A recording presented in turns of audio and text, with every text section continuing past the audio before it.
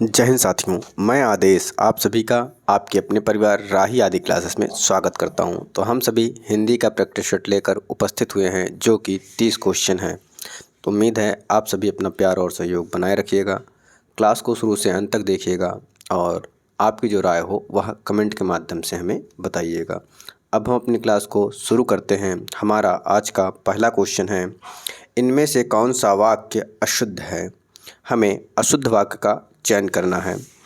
हर एक खिलाड़ी मैदान में पहुंच गए। सड़क पर बहुत भीड़ है। अध्ययन के लिए अच्छी पुस्तकें आवश्यक हैं। साहित्य और संस्कृति का गहरा संबंध है। तो देखिए, इसमें कौन सा विकल्प अशुद्ध है हमें चयन करना है। तो हर एक खिलाड़ी, तो जब हर आ गया तो एक आने की आवश्यकता ही नहीं होती है। तो इसलिए यहाँ पर क्या हो जाएगा, हर एक की जगह प्रत्येक हो जाएगा। क्या कि प्रत्येक खिलाड़ी मैदान में पहुँच गए, तो हर एक नहीं होगा। तो जो अशुद्ध हो जाएगा वह हमारा ऑप्शन ए सही हो जाएगा। अब हमारा दूसरा क्वेश्चन है, सुसंगत शब्द प्रयोग में कौन सा वाक्य सर्वाधिक उपयुक्त है? इसमें कौन सा वाक्य सर्वाधिक उपयुक्त है उसका हमें चयन करना है। दुष्ट को सज़ा मिलनी चाहिए। अपराधी को सज़ा मिलनी चाहिए। अशिष्ट को सज़ा मिलनी चाहिए। शत्रु को सज़ा मिलनी चाहिए। तो इनमें से कौन सा सुसंगत है यानी शुद्ध वाक्य है, सही वाक्य है, इसका हमें चयन करना है। देखिए, दुष्ट नहीं होता, दुष्ट को सज़ा नहीं, अपराधी को सज़ा दिया जाता है। किसको? जब वह कोई व्यक्ति अपराध किया होता है तो उसे अपराधी कहते हैं। तो अपराधी को सज़ा मिलनी चाहिए। तो हमारा ऑप्शन बी सही हो जाएगा। अगला क्वेश्चन है, शुद्ध वाक्य का चयन करें या कीजिए। तो शुद्ध वाक्य का हमें चयन करना है। गुरु आ रहा है। गुरु आ रहे हैं। गुरु आ रहे हैं। गुरुजी आ रहे हैं। देखिए, रा में एक छोटे ऊ की मात्रा और बड़े ऊ की मात्रा, लेकिन देखिए ऑप्शन ए में क्या है कि बड़े ऊ की मात्रा है, लेकिन ऑप्शन सी में देखिए छोटे ऊ के, जब नीचे की तरफ झुका हो तो हमारा छोटे ऊ की मात्रा कहलाती है या होती है। तो गुरु होता है, तो गुरु आ रहे हैं, यानी हमारा जो राइट आंसर हो जाएगा वह ऑप्शन सी सही हो जाएगा। आगे चलते हैं। अगला क्वेश्चन है, शब्दानुक्रम में सही वाक्य है। अब शब्दानुक्रम में सही वाक्य है, हमें चयन करना है। वह गरीब आदमी था। वह आदमी गरीब था वह आदमी गरीब, या था गरीब वह आदमी। तो इन सभी वाक्यों में जो सही वाक्य है, क्या जो सही वाक्य है उसका हमें चयन करना होता है। तो देखिए क्या होगा कि वह आदमी गरीब था, यानी राइट आंसर हमारा ऑप्शन बी सही हो जाएगा। अगला क्वेश्चन है, वर्तनी की दृष्टि से शुद्ध शब्द का हमें चयन करना है। देखिए, शब्द विकल्प तो 4 हैं, लेकिन इन विकल्पों में जो सही लिखा हुआ है उसको हमें चयन करना है। अनुसांगिक, अनुसांगिक, अनुसंगिक, आनुसांगिक। तो इसमें क्या है कि हमें चयन करना है शुद्ध का। तो जैसे सा है तो किसी में मूर्धन्य सा है, किसी में दंती सा है, किसी में मूर्धन्य सा लिखा हुआ है, किसी में दंती सा लिखा है। और देखें तो आ जो है किसी में दीर्घ आ है, किसी में लघु आ है। लेकिन जो आनुषांगिक सही प्रयोग होता है यानी सही तरीके से होता है वह ऑप्शन सी जो लिखा है आनुषंगिक, इस प्रकार से लिखा जाता है। अगला क्वेश्चन है, वर्तनी की दृष्टि से शुद्ध शब्द है। हमें शुद्ध शब्द का चयन करना है। अब परीक्षा किस प्रकार से लिखा जाता है यह आप सभी को पता है, क्योंकि बहुत ही सरल पूछा जा रहा है इस क्वेश्चन में। तो परीक्षा, परीक्षा, परीक्षा, परीक्षा। तो ऑप्शन जो हमारा सी है यह आप सभी जानते हैं कि सही लिखा हुआ है। अगला क्वेश्चन है, वर्तनी की दृष्टि से शुद्ध का चयन कीजिए। हमें शुद्ध वर्तनी का चयन करना है। अनुग्रहित, अनुगृहीत, अनुग्रहित, अनुगृहीत। तो जो सही लिखा हुआ है वह क्या है? अनुगृहीत होता है। गा में री के पाई होती है, तो अनुगृहीत लिखा हुआ है जो सही है। अब हम चलते हैं अगले क्वेश्चन पर। हमारा अगला क्वेश्चन है, वर्तनी की दृष्टि से शुद्ध शब्द है। हमें शुद्ध शब्द का चयन करना है। नरक, नर्क, नृक या नर्क। देखिए, र और न और का, पहले इसमें पढ़ा जाएगा रा, रनक। लेकिन जो सही ऑप्शन है, हमें सही शुद्ध वर्तनी का चयन करना है। जब वर्तनी में तो नरक होता है। क्या? नरक होता है। और बहुत जगह हम सभी देखते हैं नरक, तो ये नहीं होता, नरक होता है। यानी ऑप्शन ए हमारा सही होता है। अगला क्वेश्चन है, वर्तनी की दृष्टि से शुद्ध का चयन कीजिए। हमसे टिप्पणी पूछा जाता है। टिप्पणी, तो टिप्पणी किस प्रकार से लिखा जाता है ये देखना है। इसी में क्या है कि इन चारों विकल्पों में किसी न किसी में थोड़ा बहुत हेर फेर करके, गलतियां करके लिखा गया है। टिप्पणी जो लिखा जाता है सही प्रकार से, उसी का चयन करना है। तो हम देखते हैं कि हमारा जो ऑप्शन डी दिखाई दे रहा है वो पूर्ण रूप से सही लिखा हुआ है। तो टिप्पणी कैसे लिखते हैं? टा में छोटी क्यों होती है पाई, पा एक अधूरा होता है, जो बाद वाला पा होता है पूरा वो पूर्ण रूप से होता है।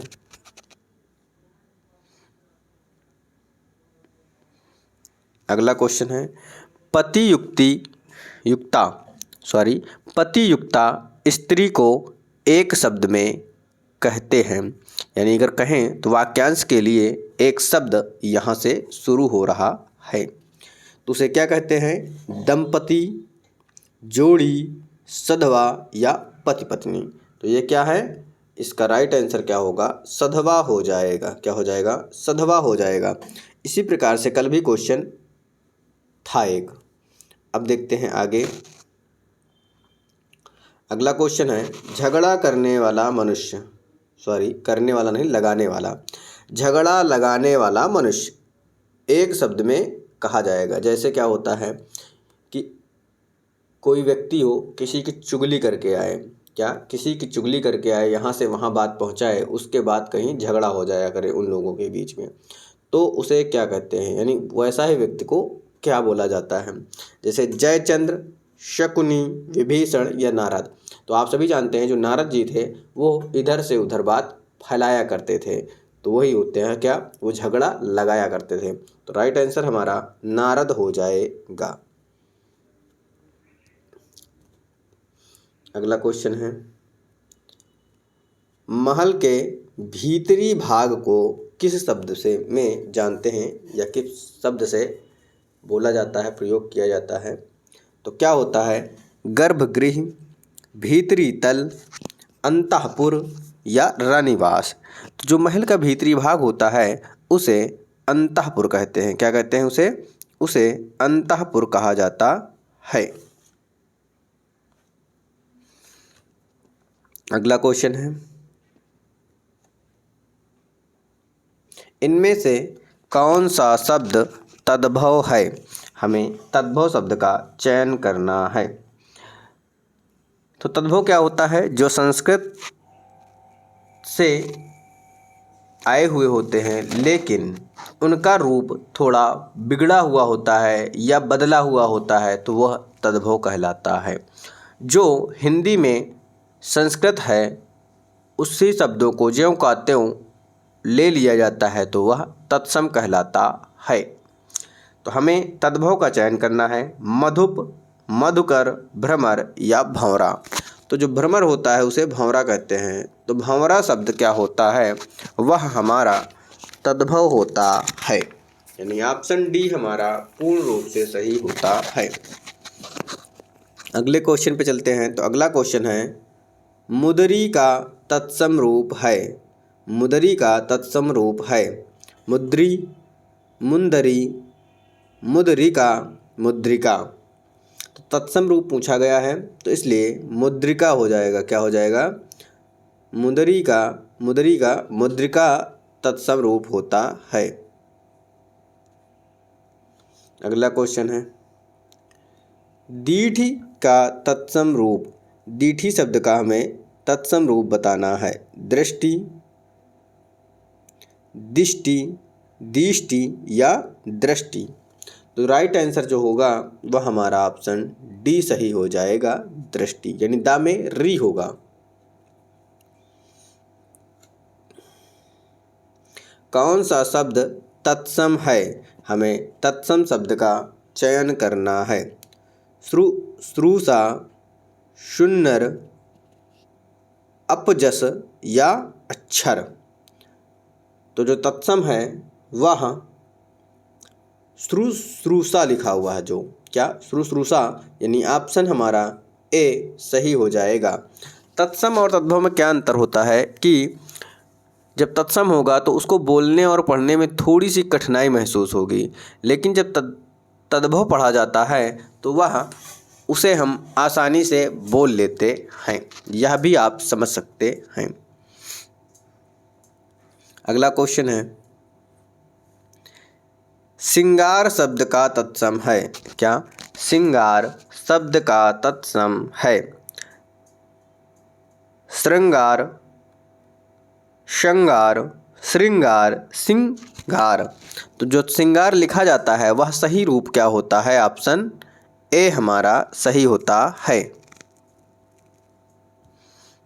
अगला क्वेश्चन है मीठा अमरूद। क्या मीठा अमरूद में मीठा विशेषण किस कोटि का है? हमें बताना है। परिमाणवाचक। क्या मीठा को हम नाप तोल सकते हैं? ऐसा नहीं है। फिर क्या है? गुण। तो गुण है, बिल्कुल है। व्यक्तिवाचक, संख्यावाचक नहीं है। तो जो मीठा है वह गुणवाचक विशेषण हो जाएगा, यानी ऑप्शन हमारा बी सही हो जाएगा। अगला क्वेश्चन देखते हैं। अगला क्वेश्चन है तुम कहाँ पढ़ते हो? क्या कि तुम कहाँ पढ़ते हो, इसमें किस कोटि का विशेषण प्रयुक्त हुआ है? तो आप सभी जान रहे हैं क्या है कि प्रश्न पूछा जा रहा है कहाँ पढ़ते हो, तो गुणवाचक विशेषण नहीं होगा, प्रश्नवाचक विशेषण हो जाएगा, संख्यावाचक और संकेतवाचक नहीं होगा। तो राइट आंसर हमारा ऑप्शन बी प्रश्नवाचक हो जाएगा। अगला क्वेश्चन है लोभी किस विधि से निर्मित विशेषण है? लोभी किस विधि से निर्मित विशेषण है? संज्ञा विधि, सर्वनाम विधि, क्रिया विधि या प्रत्यय विधि।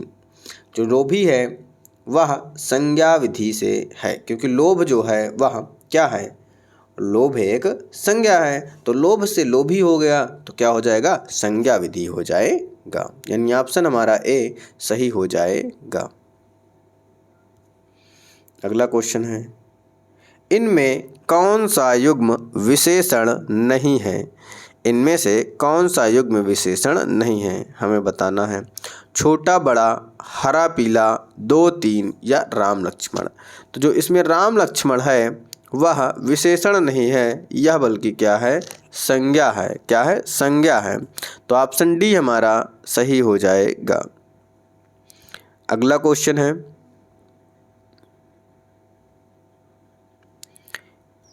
इनमें संख्यावाचक विशेषण कौन सा है?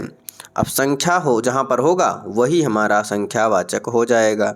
7, काला, रावण, खट्टा। जो 7 शब्द लिखा हुआ है ऑप्शन ए में, यह क्या है? एक संख्या है, तो संख्यावाचक विशेषण हो जाएगा।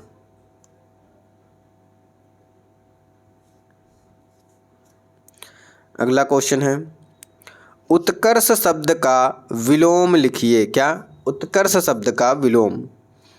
पतन, अपकर्ष, अपभ्रष्ट या विकर्ष।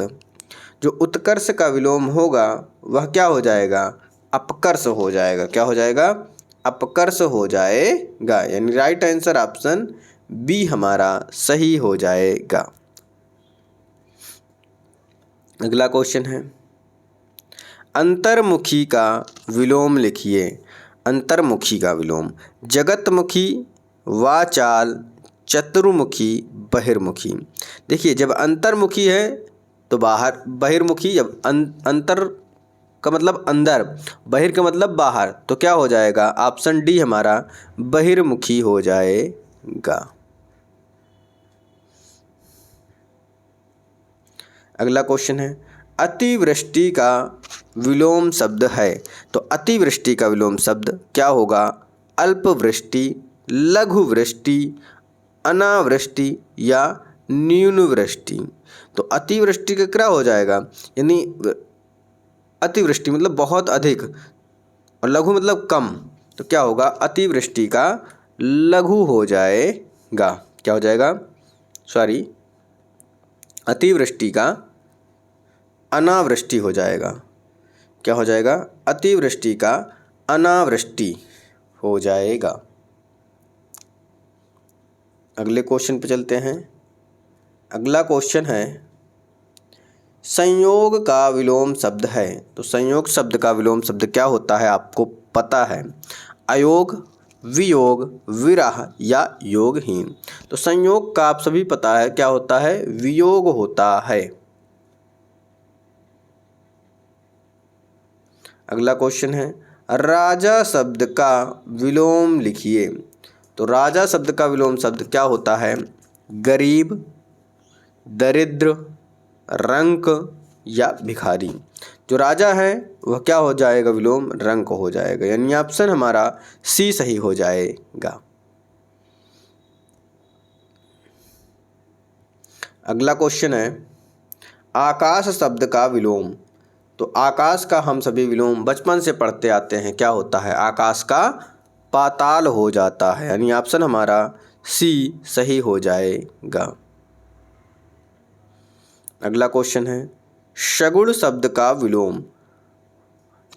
सगुण का विलोम, तो कुछ लोग क्या होगा? सगुण का अगुण भी मार देते हैं टिक। क्या होता है? सगुण का अगुण टिक कर देते हैं, लेकिन यह गलत होता है। क्या गलत हो जाएगा? सगुण का विलोम क्या होगा? अवगुण, अगुण, दुर्गुण या निगुण, निर्गुण। तो विलोम क्या हो जाएगा? निर्गुण हो जाएगा, यानी राइट आंसर हमारा ऑप्शन डी सही हो जाएगा। अब ये क्वेश्चन है हमारा आज का 30वां क्वेश्चन और आज का लास्ट क्वेश्चन। क्या पूछ रहा है कि अपशकुन का विलोम है। तो अपशकुन का विलोम क्या हो जाएगा? अशकुन, शकुन, पुण्य या पावन। तो अपशकुन का जो सही विलोम होगा, विकल्प होगा, वह शकुन हो जाएगा। ऑप्शन हमारा बी सही हो जाएगा। तो उम्मीद है आपको यह क्लास पसंद आई होगी। उम्मीद है आप सभी पूर्ण रूप से सहयोग करेंगे, साथ देंगे। तो आज की क्लास को हम यहीं पे समाप्त करते हैं। आप सभी का इस क्लास में जुड़ने के लिए, इस परिवार में जुड़ने के लिए बहुत बहुत धन्यवाद।